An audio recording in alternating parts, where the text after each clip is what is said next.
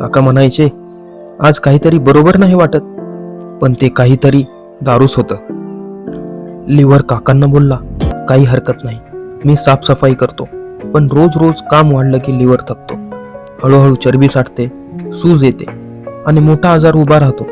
त्याला म्हणतात liver cirrhosis. तो असतो लिव्हरचा कॅन्सर. सगळ्यात वाईट काय, लिव्हर दुखत नाही म्हणजे नुकसान कळतच नाही.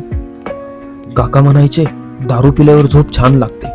खरं तर झोप येते, पण ती झोप नसते. रात्री झोप खंडित, सकाळी डोकं दुखणं आणि मग लहान गोष्टीवर राग, घरात भांडणं, मनात चिडचिड.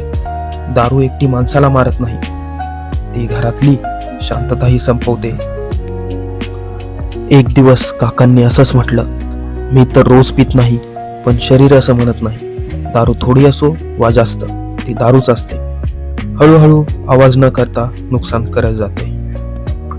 ही गोष्ट काकांची वाटते, पण खरं सांगायचं तर ती अनेक घरांची गोष्ट आहे. म्हणूनच माहिती महत्वाची आहे.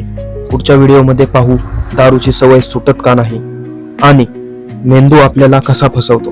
व्हिडिओ आवडला असेल तर लाईक करा आणि दारू जागृतीला सबस्क्राईब करा. इथे नशा नाही, ज्ञान आहे.